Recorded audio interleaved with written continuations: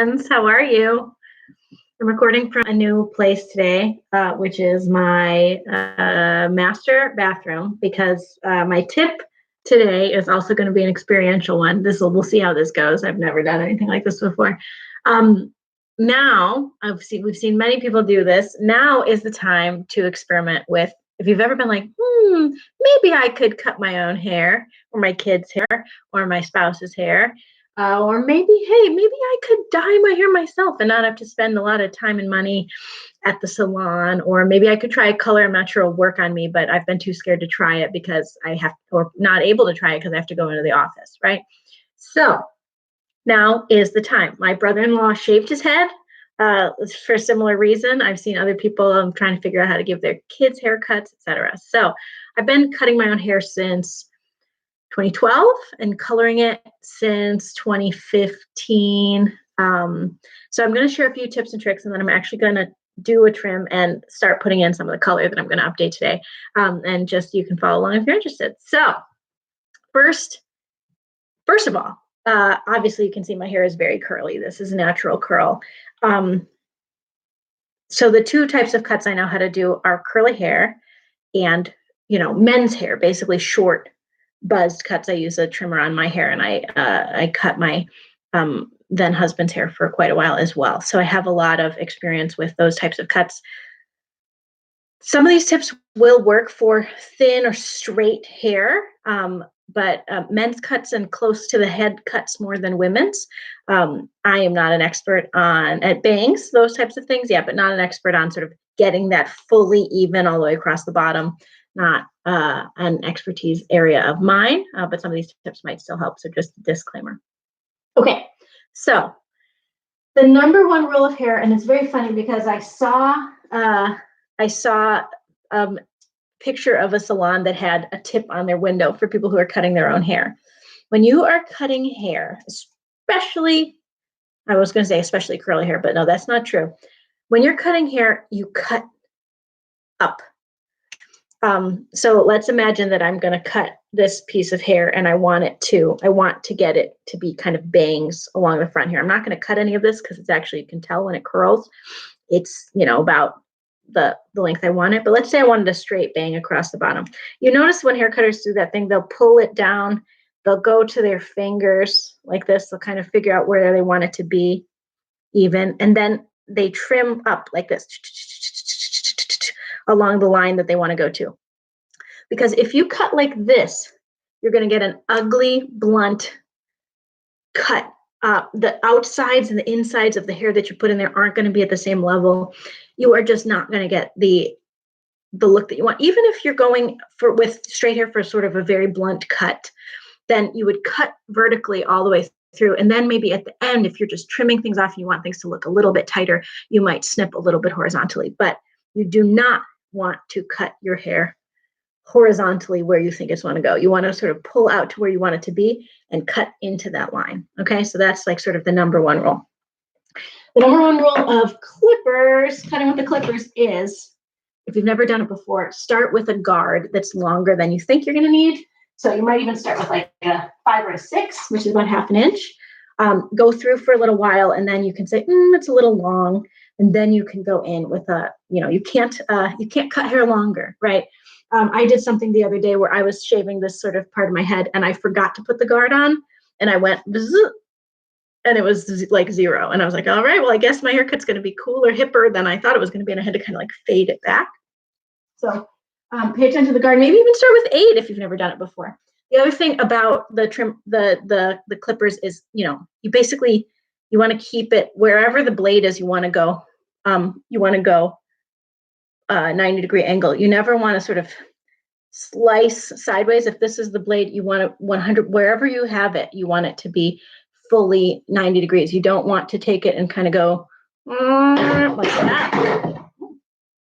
I've got a bunch of things balanced in here. You don't want to go sideways like this because you'll cut somebody. You want to go whatever direction it's facing, you want to go 100% straight in that direction. Okay? So don't slice people's heads and don't slice your hair horizontally. All right? Those are the tips and tricks. Also, what I have set up here, it's a little hard to see, is I have the 2 mirror trick, because I usually cut my own hair. So I have a mirror here that's pointing at this mirror here is pointing at my bathroom mirror over here. So you can see what you can see right now is exactly where I can actually see it because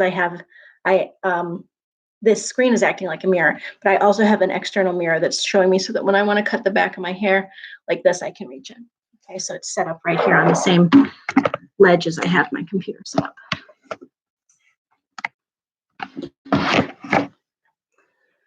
All right. I prefer to cut my hair before I color it because I don't like to waste color on hair that's not going to still be on my head. Some people do it a different way, to each their own.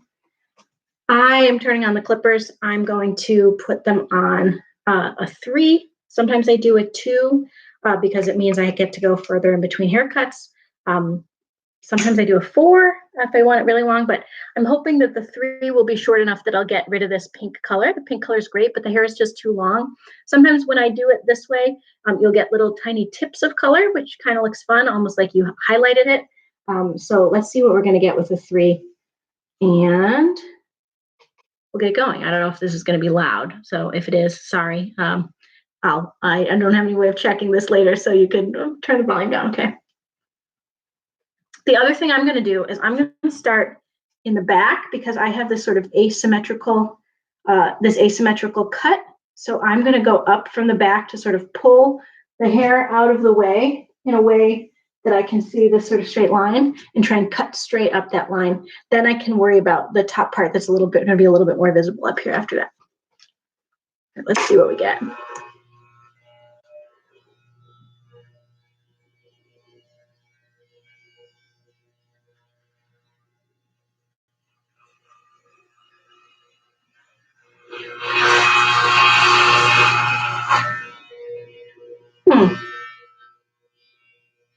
I didn't get as much as I was hoping on this speed. Let me see if going vertical gets me a little bit more. So going vertical is getting me a little bit more because when I'm going sideways, the hair is kind of allowing itself to pull a little bit more and not allowing me to get a straight cut. So I'm going to have to be a little creative here. First, right now I'm just getting the part that I know is going to be cut and not worrying about the line as much.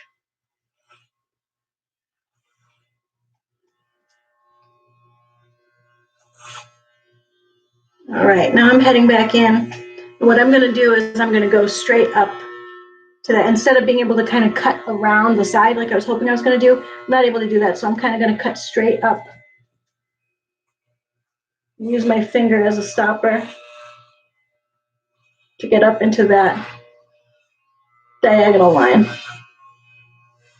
Thankfully, I have the color here, which helps me to see which parts are there, but it's not going to be perfect.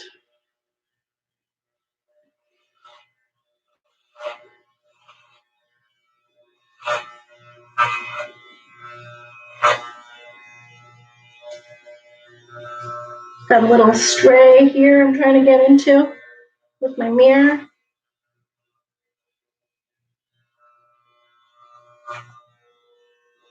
Sometimes you can hold it out a little bit from your head to make sure that the clippers go through it, but they don't go further into the part of hair you're not trying to trim. Let's see. This mirror is going to do a little better over here.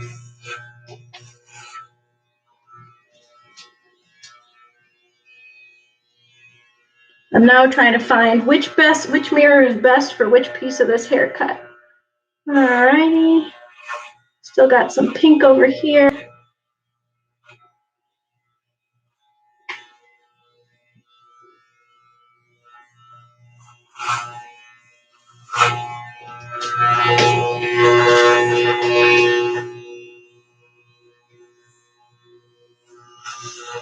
Straight up. Holding this long part of the hair away.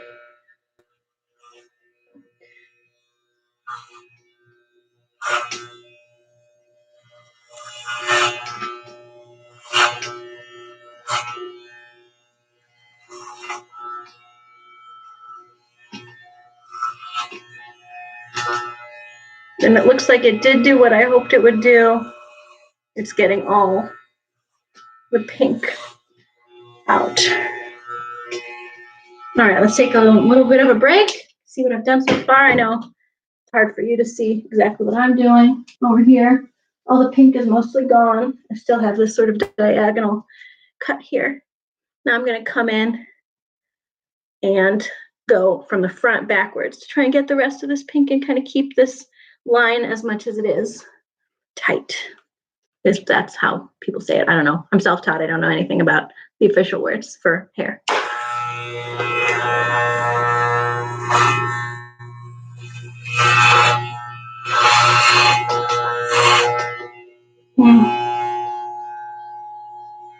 Again, I'm having trouble with that back and forth. I'm going to go down. That's not doing it either. We're going to have to go straight up to get this part.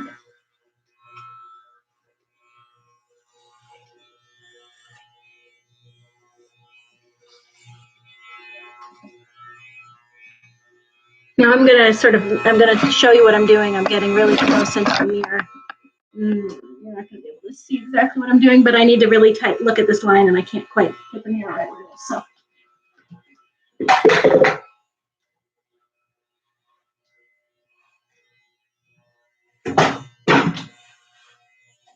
You can hear things falling over. I didn't really clean my surfaces as well as a professional probably would have recommended.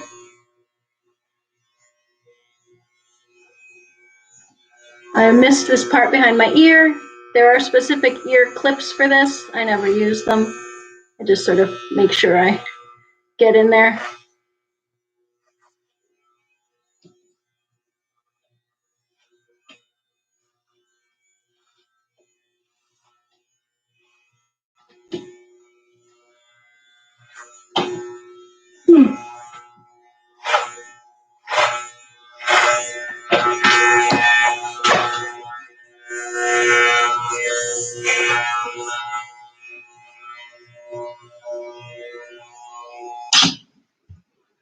All right.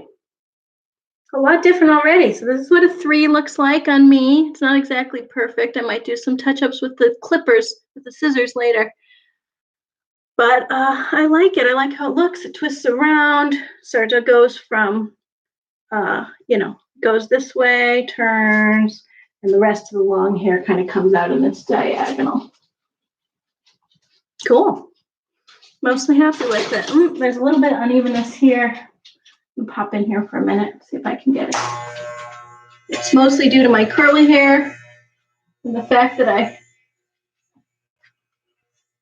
didn't do this very carefully.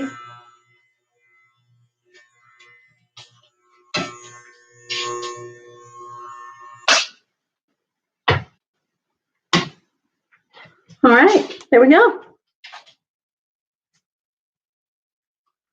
Now, the second rule of cutting your own hair and dyeing your own hair. Somebody asked if I know I'm live. Yep, I know. I'm cutting my hair live. So the other part of cutting your own hair and dyeing your own hair is, in my opinion, if you're not a professional, having a little bit of flexibility and freedom with exactly how it's going to look. You can go to your professional hairstylist and say, here's an exact picture of a celebrity. I want this. And they're trained to do that, right? But when you're cutting your own hair, you have to say, I kind of have a vision, or dyeing your own hair, I kind of have a vision. I'm aiming for this. I'm hoping if it looks like something else, well, let's see if we can work with it. This 3 right now, for instance, is a little bit longer actually than I wanted. This is one of the reasons why you start with a 3. You could come in and do it shorter. If it comes in and it's a little bit shorter than you thought, woo, good thing you're in quarantine and you got time, right? So, all right, so we're gonna move into the dyeing step next. And I dye by basically looking at what colors I have and deciding how to use them most efficiently. So I have this a little bit left of this purple, then I have a whole nother tub of purple. I have about a midway left of this really deep indigo, and I have about half of this cream. So what's happening with my hair right now, I'm going to move the colors to this so you can see it a little bit better. The color's a little bit better. This used to all be super deep purpley blue, but it fades. Non-traditional colors fade really fast. So, and it fades from the root down. So while there's a little bit of an ombre going on here, I didn't do it in an ombre. It's just that as you wash it, like any kind of dye, the dye sort of pulls to the ends. So what I'm going to do, I think, because I have this lighter hair here, I can use this. If I was trying to change my whole color to like coral, I couldn't put this coral over this purple and expect it to keep. But I want to put the coral on the base so that it doesn't look so washed out and just kind of blah color. Because this was blonde and now it was blonde and then was purple. Color isn't super pleasant. So, but since I have a little bit of this purple left, just a teeny bit, I'm actually going to mix the colors. And I'm going to pop this little tiny bit of this magenta-y color into this and mix up. Here's a brush right here. All right, so let's get this in here. Now, maybe I could have, if I wanted to save that sort of coral color, I could have taken some out, or I could have mixed the coral into this purple, but I don't know. I've used the straight up coral color before, and I don't think I'm going to be needing to use it again. So I'm more curious about what kind of color it's going to make when I mix them together. It's about 4 parts the coral, which is Manic Panic Cream Tone Dreamsicle, with about 1 part Mystic Heather. Let's see what we got. All right, we got kind of a light, just basically what you would expect, a sort of lighter, creamier pink.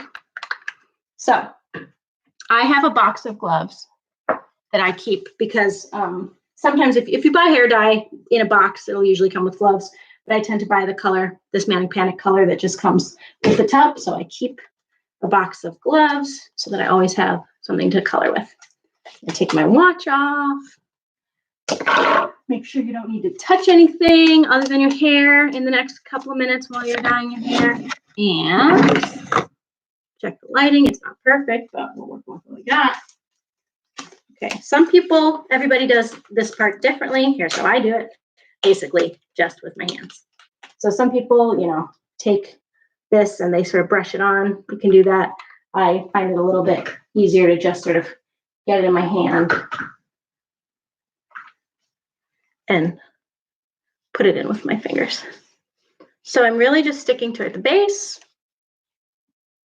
covering up what I would have seen as this sort of tannish color fading out part of the hair. This is very liquidy. I don't know why, for some reason, it's a little bit liquidier than normal, maybe because I mixed a couple of them together. All right, I'm getting into the base here, all the way along here. Now, there is a trick that you should put Vaseline around your hairline before you dye. I don't usually do that because the non-traditional colors come out faster than like if you're going like in a brown or brunette or black color. So the other thing that takes it out really well is baking soda mixed with a little bit of water. Probably not good for your skin. I don't know. Again, not a professional. Works for me. All right, I'm coming around the back, getting the base.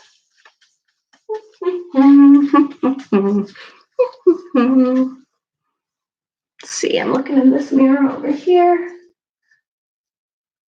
I want it to be a little heavier, so I'm just going to do another round also because I don't really need this color for anything else. So I might as well use it up while I'm on this round. Oh, another thing, I was mentioning dyeing my hair the other day, and my sister, she said, oh, you don't have to, I was mentioning I was going to put this pink probably on my roots, and she said, oh, I just like it like the purple. And I was like, I appreciate that, totally get it. The problem is this purple is, I agree, it's very pretty, but it fades really quickly, and it was also hard for her in person to see how kind of dingy the roots looked and how much dingier they would get if you didn't pump them up with some kind of color. I could have tried to pump them up with the same purple color. The problem is that the actual purple color I have is much darker than this. This is about 3 weeks old, faded. So it would have looked, I would have had to just redo the whole top, very sort of striking purple and let it all fade together, which would have been fine. But I don't know if I have enough purple dye for that actually. So I decided to go with the sort of ombre situation that this will hopefully land for me. You could go all the way into the roots underneath here. I'm not going to worry too much about it because I never part the hair in that direction, and it's very thick, so no one's really going to see it. Great. Now I'm going to rinse these gloves off, and the last thing I'm going to do is put a little bit of that deeper purple right on the tips. Bloop, bloop, bloop, just a little bit so that it goes all the way from the ombre into the medium purple and into the really sort of dark indigo purple right at the tips. And who knows if this will look anything like what I vaguely imagined it to look like. Again, quarantine time, who cares? Just put a filter on, put a hat on if you gotta do video calls and people don't like how your hair looks, right? It's pretty easy. So, all right, I'm getting my fingers in here, and I'm just gonna sort of pull the tips of the hair that I want to show up as a little bit darker right at the top. I feel and make sure I get all of them. And that's it. Now, as far as if anybody needs a tutorial about taking off gloves, do not leave your gloves if you're going out with gloves in the parking lot. You kind of take one pinky, pull it up like this, and then take the other pinky and pull the other pair in and put the gloves on the inside of it ish. I didn't do it perfectly, but what happened? The other tip, some people are like, oh, how do you keep from getting hair on the floor? I don't. You can tell I'm not wearing any. I've tried all sorts of different types of covers. And since I'm a single person who doesn't have kids or pets who are really going to race through it, I just really cut it straight and let it fall on the floor. When I'm done, I sweep it up immediately. And then usually once I'm done with the dyeing, put my clothes in the wash, take a shower. And that's sort of the best thing I found. I've tried all sorts of different ways to sort of keep myself neat and without the support of a professional,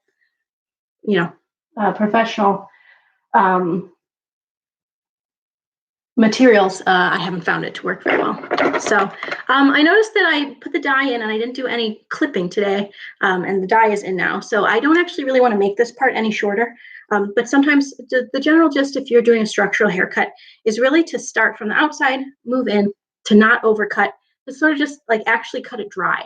So with curly hair, and especially if you're a first-time hair cutter, I recommend that you cut dry. The problem with cutting wet is that when people's hair dries, unless it's super straight, it'll pull up a little bit, it'll frizz out a little bit, and it won't look the same. So if you've never cut hair before, I recommend that you cut clean, dry hair the first time you do it, because then you can kind of imagine where you want it and where you're going to cut it, and then maybe graduate to cutting hair wet if you feel like you want to become a little bit more of a professional, watch more videos. So, all right, so with that, I'm going to wait about 30 minutes. Then I will wash this out, and I'll share a picture afterwards and let you guys know what it looks like. So things are following along. Hope this was helpful, and let me know if you have any tips or tricks or have any specific questions about cutting or coloring your own hair.